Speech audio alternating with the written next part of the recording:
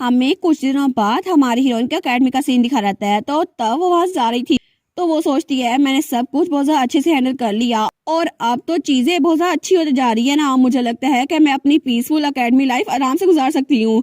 लेकिन अगले ही दिन उसको उसके हर्बलिज्म प्रोफेसर जॉर्ज ने ग्रुप प्रोजेक्ट दे दिया था।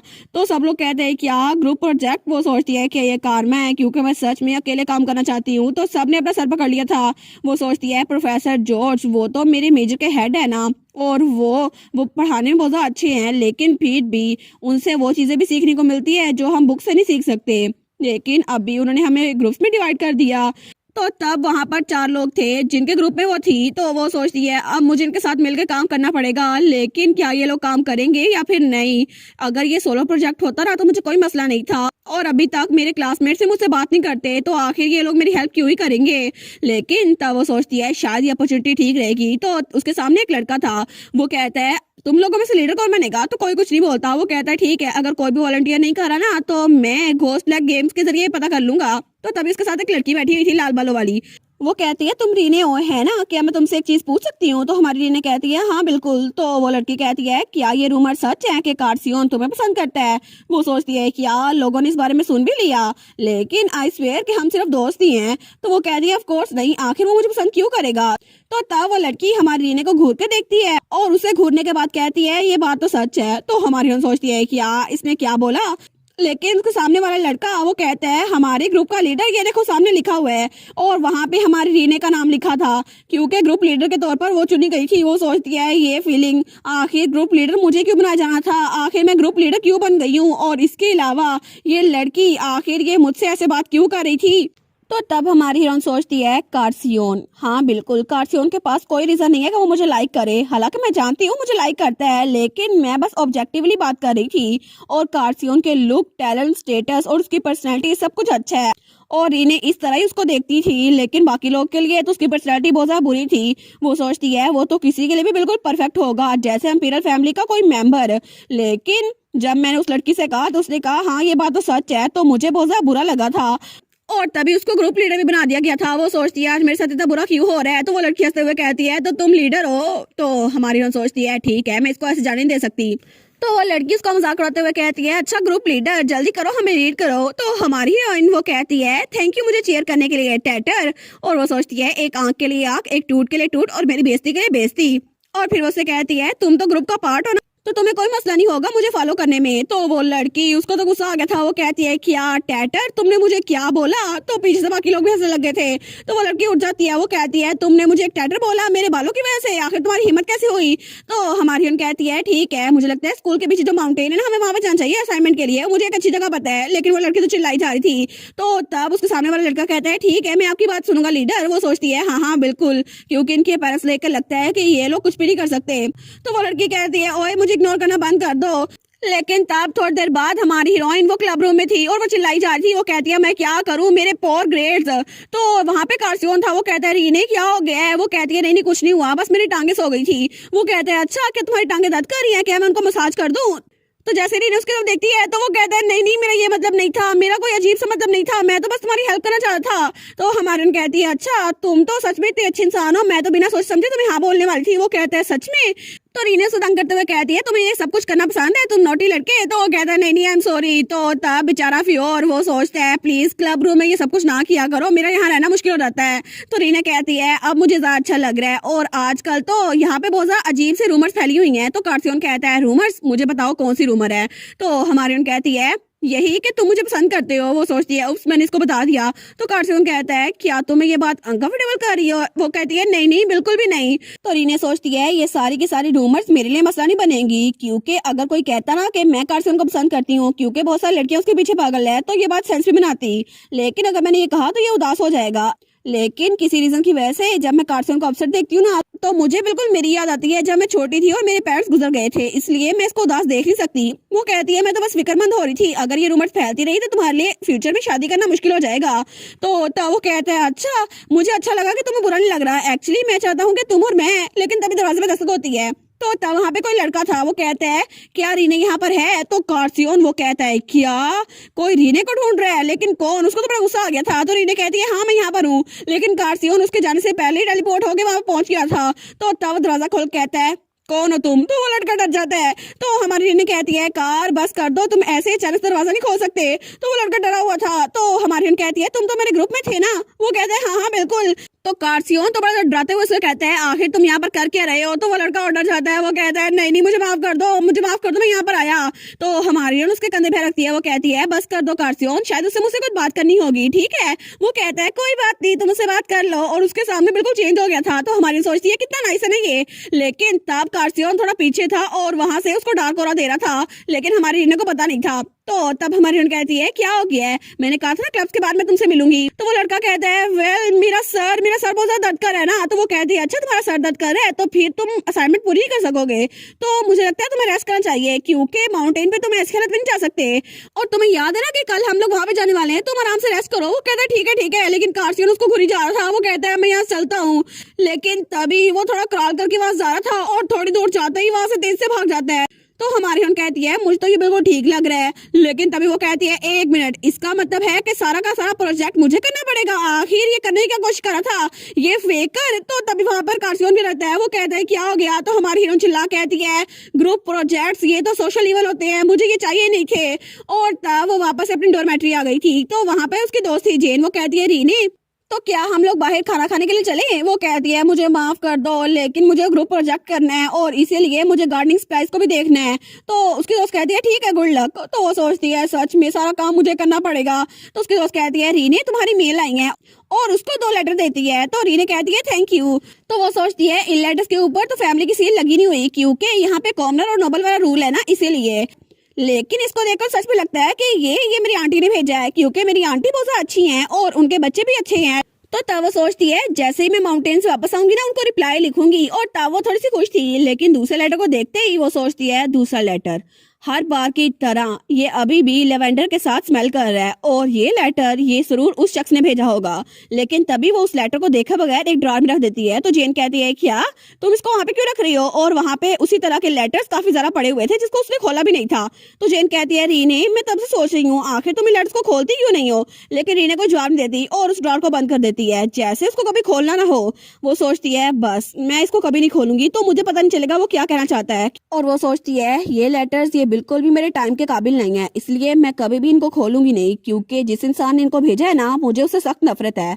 और तब थोड़ी देर बाद हमारी हीरोइन वो तो पूरी तैयारी करके माउंटेन पे पहुंच चुकी थी। वो सोचती है ग्रुप प्रोजेक्ट्स मुझे सच में सोशल लेवल लगते हैं। नंबर 1 वो तो बिल्कुल फेकर था, उसने कहा मेरा सर दर्द कर रहा है और वो आया ही नहीं। नंबर 2 रैटलिंग टैटर, उसने कहा मैं आधे घंटे तक आऊंगी, लेकिन तब तक वो आई नहीं। और तीसरे नंबर पे पता नहीं वो कौन था, उसका नाम मुझे याद नहीं, उसने कहा तुम लीडर हो, वो उसने कहा था, लेकिन लास्ट मौके पर वो मेरे पास आया। उसने कहा मुझे माफ करना, मेरे ग्रैंडफादर की एक्स गर्लफ्रेंड वो मर गई है, तो मुझे वहां पर जाना होगा, प्लीज मेरा नाम रिपोर्ट में से हटा देना, मुझे माफ करो। तो वो सोचती है इसके ग्रैंडफादर की एक्स, लेकिन अगर ग्रुप प्रोजेक्ट से जाना ही था तो कोई बहाना तो बनाता ना ढंग का। और सच में ग्रुप प्रोजेक्ट तो इवल ही हैं और मुझे सच में अकेले काम करना पड़ रहा है। तो तब वो पहाड़ पे जा रही थी। वो सोचती है इस दुनिया में हम अकेले आते हैं अकेले जाते हैं, तो मुझे ये करना ही पड़ेगा। और तब वो पहाड़ पे आगे जा रही थी, लेकिन वो सोचती है अगर मेरे पेरेंट्स जिंदा होती ना तो मैं उनके साथ जाती। और बचपन में मैं अपनी मॉम के साथ जाया करती थी, क्योंकि वो भी एक हर्बलिस्ट थी। लेकिन मेरे पेरेंट्स के गुजरने के बाद आंटी मेरे लिए बहुत ज्यादा फिक्रमंद थी, तो उन्होंने मुझे अकेले वहां जाने नहीं दिया, और वो हमेशा मुझे घर पे सारा सामान मंगवा दिया करती थी। तो रीने पहाड़ चढ़ते हुए सोचती है मैंने एक बुक पढ़ी थी जहाँ पर लिखा था कि एक ऑर्फन वो अपने रिलेटिव के घर रहती थी, लेकिन वो लोग बुरे लोग थे, लेकिन फिर भी मेरी आंटी और अंकल वो तो बहुत अच्छे इंसान है। और अगर मैं थोड़ी ज्यादा छोटी होती ना तो शायद मैं उनको मॉम और डैड करना शुरू कर देती, लेकिन मैंने कहा नहीं था। और वो लोग तो मुझे फैमिली रजिस्ट्री में भी ऐड करने वाले थे, लेकिन चीजें ऐसे काम नहीं की। तो तब वहां पर आती है, वो कहती है क्या, और वहां पर लिखा हुआ था डेंजर जोन, आगे आगे जाना मना है। वो सोचती है डेंजर जोन, लेकिन उसकी भी तो लिमिट होती है ना। फिर भी वहां पर एक होल बना हुआ था। वो सोचती है मैं यहाँ से आगे जा सकती हूँ। और तब वो वहां से आगे जाते हुए सोचती है प्रोफेसर ने हमें जो असाइनमेंट दी थी ना उसके मुताबिक हमें वो प्लांट्स इकट्ठे करने थे जिनमें ज्यादा माना होता है, और ऐसे प्लांट्स के इर्द गिर्द मॉन्स्टर का हैबिटेट होता है, इसीलिए उन्होंने हमें कहा था कि दूर रह के कोई काम करे, लेकिन मैं तो यहाँ पे आराम से आ सकती हूँ ना।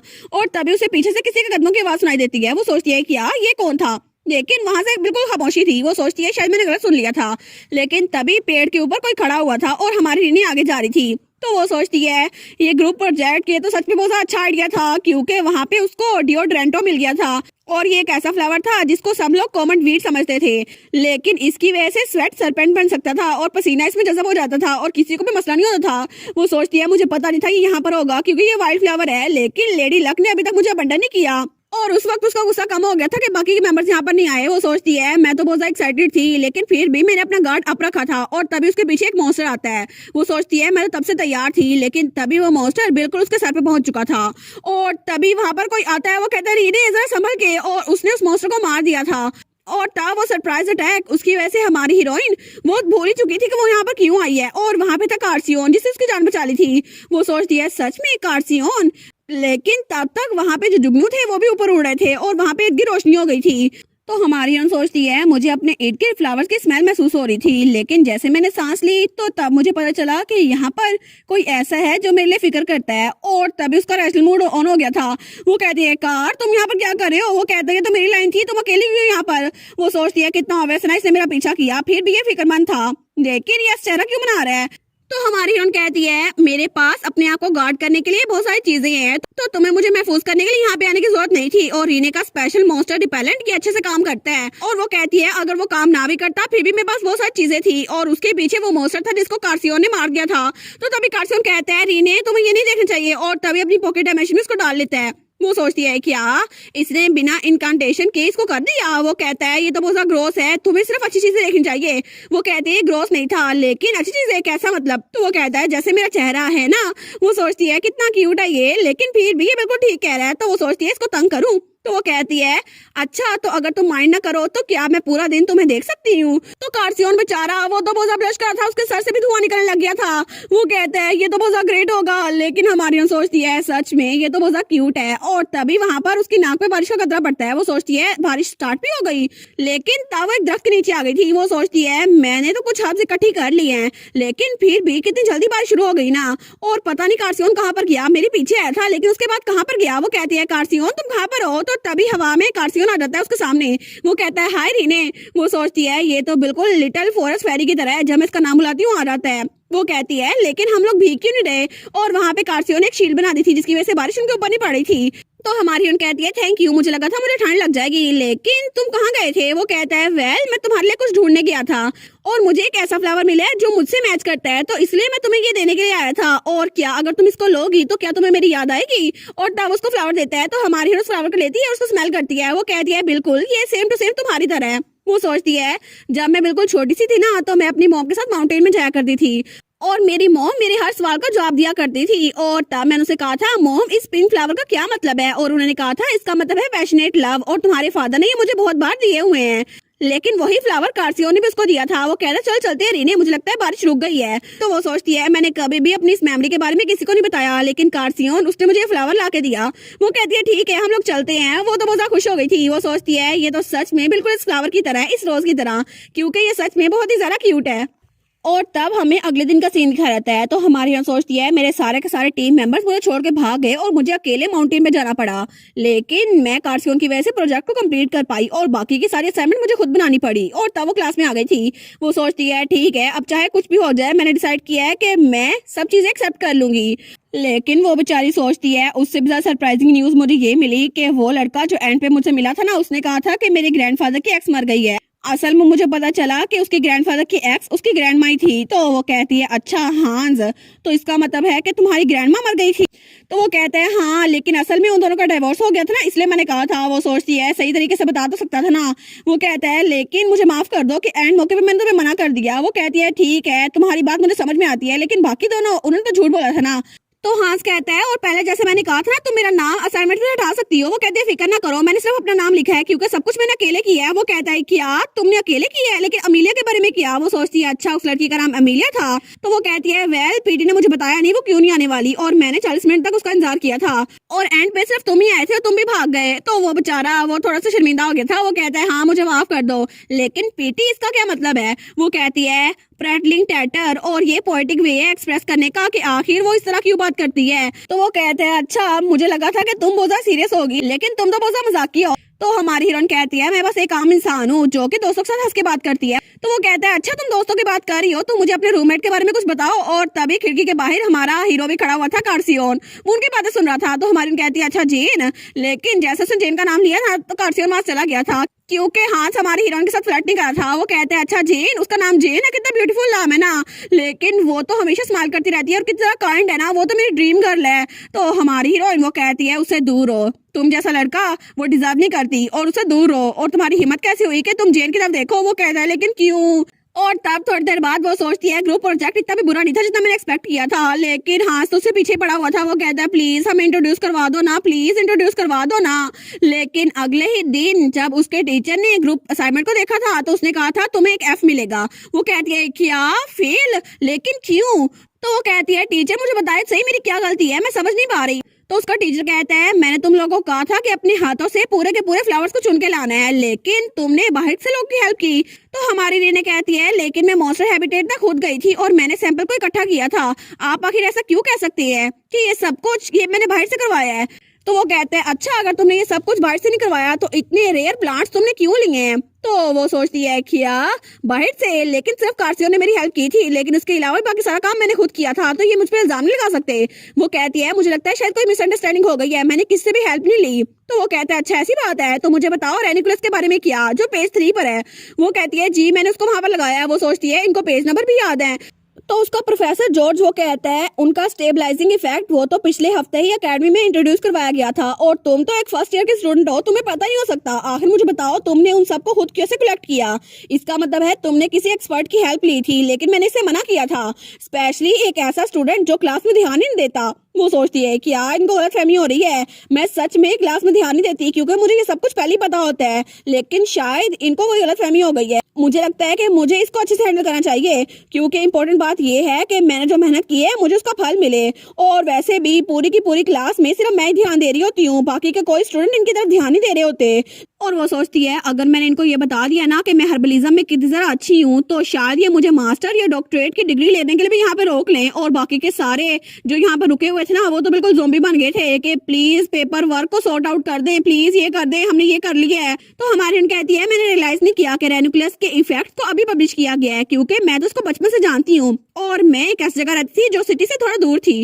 वो कहता है जब से तुम छोटी थी, इसका मतलब है कि तुम्हें सबके बारे में पता है। वो कहती है जी बिल्कुल, और ये सारी की सारी हर्ब्स मैंने स्कूल के पीछे जो माउंटेन है वहां से ली है और मेरे पास प्रूफ भी है और अगर आप चाहें तो मैं आपको दिखा सकती हूँ। वो सोचती है ठीक है मैं अपनी मेहनत को जाया नहीं होने दूंगी क्योंकि हमारी रीने बेचारी को मालूम ही नहीं था कि रेनुकुलस को डेकोरेटिव फ्लावर की तरह यूज किया जाता था, लेकिन उसको रिसर्च के लिए कुछ लोगों ने यूज किया था जो कि थोड़े से अजीब थे। और वो अजीब था उसका प्रोफेसर और दूसरी अजीब थी वो खुद।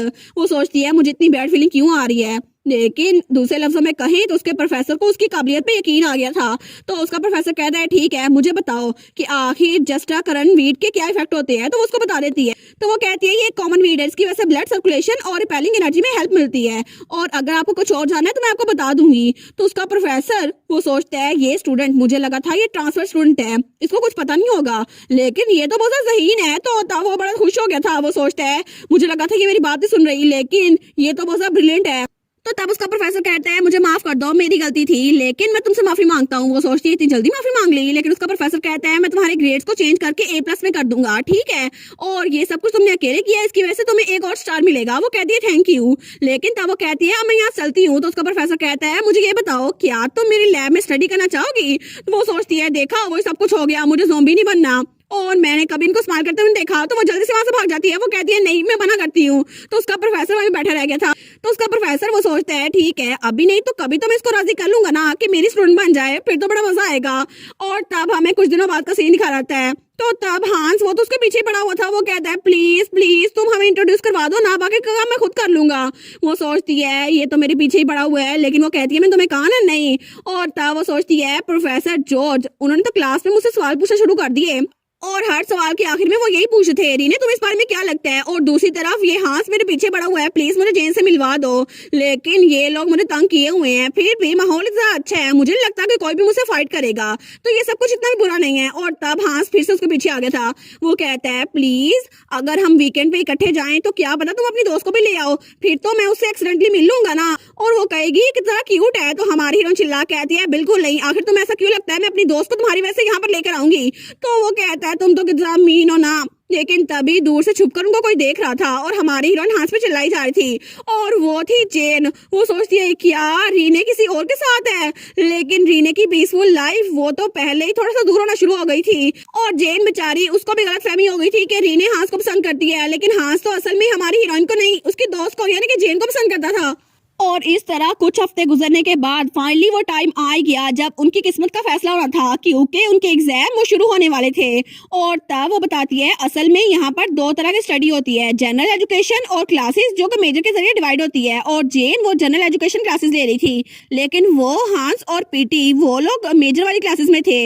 तो हमारी हीरोइन वो तो अलग तंग आई हुई थी क्योंकि हांस उसके पीछे पड़ा हुआ था, प्लीज जेन को मुझसे इंट्रोड्यूस करवा दो ना, मैं तुमसे भीख मांगता हूँ। लेकिन हमारी हीरोइन वो कहती है अगर तुम टेस्ट के लिए स्टडी नहीं करने वाले कम से कम मुझे तो पढ़ने दो। वो कहता है नहीं नहीं मुझे नहीं पता कि एग्जाम में क्या होगा, लेकिन कम से कम अपनी लाइफ को तो सॉर्ट आउट कर लूँ ना। वो कहती है ठीक है मुझे ये बताओ कि आखिर तुम्हें क्या लगता है कि उसको किस तरह का इंसान पसंद है। तो वो कहता है कोई ऐसा इंसान जो कि बहुत ज्यादा शरीफ हो, है ना। तो वो कहती है बिल्कुल नहीं, गलत आंसर, और वहां चली जाती है। वो कहता है क्या तुमने मेरी बात क्यों नहीं सुनी। तो रीने बेचारी वो सोचती है टेस्ट ही सारा कुछ मैटर करता है और हांस मेरी दोस्त के लिए बिल्कुल भी अच्छा नहीं है, इसीलिए वो डिस्क्वालीफाई हो गया है। और तब जेन उसके पास आई थी, वो कहती है रीने आखिर तुम किसी और के साथ क्यों नहीं हो और ये तुम्हारा तीसरा आदमी है। वो कहती है नहीं नहीं वो कोई नहीं था क्योंकि वो तो फ्योर और कार्सियन उसके पीछे पहले समझ चुकी थी। लेकिन तब अगले दिन जब उनका एग्जाम हो गया था ना, तो तब उसकी दोस्त के पास आई थी। वो कहती है तुम्हारा अकाउंटिंग का टेस्ट कैसा गया। तो हमारी उन कहती है वो तो अच्छा था।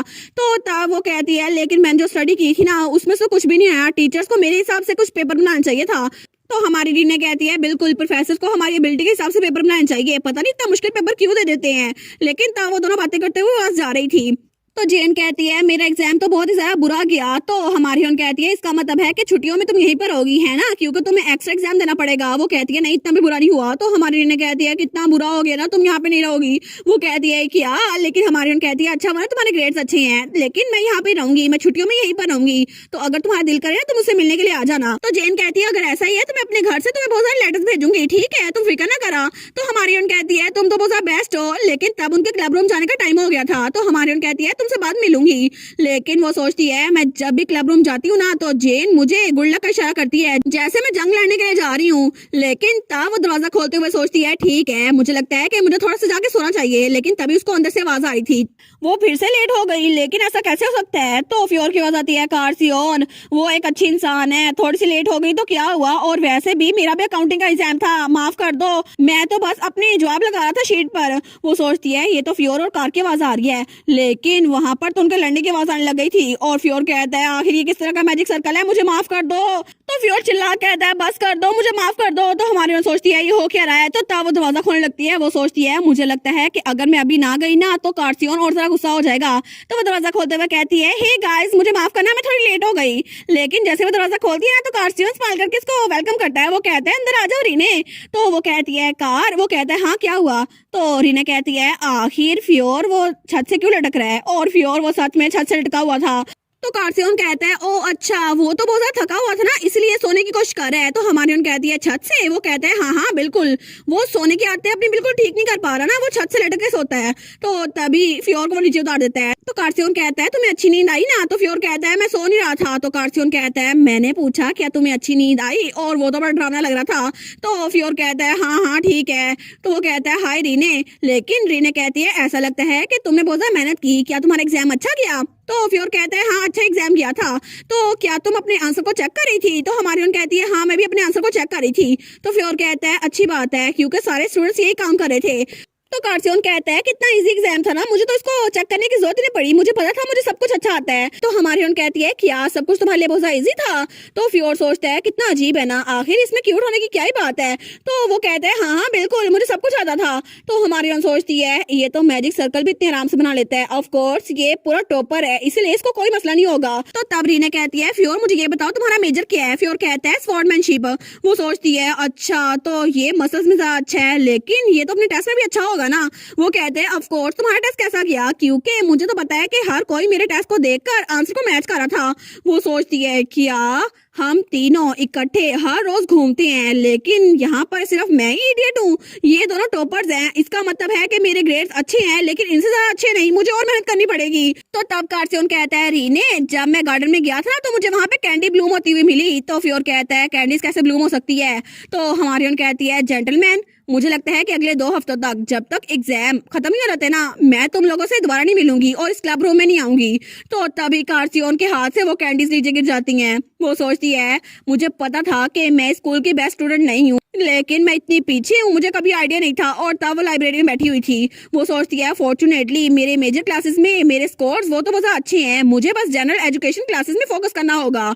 लेकिन तभी उसके सामने कार्सियन बैठा हुआ था और तब वो तो बहुत खुश था रीने को ऐसे देखकर। तो हमारी बहन कहती है, कार तुम यहाँ पर क्या कर रहे हो? वो कहता है, मैं पढ़ रहा हूँ। वो कहती है, लेकिन तुम्हारी बुक तो ऊपर नीचे है और उल्टी बुक कौन पढ़ता है? वो कहता है, मैं कभी कभार ऐसे बुक पढ़ लेता हूँ। और तो सवाल करा था। वो कहती है, क्या मतलब है?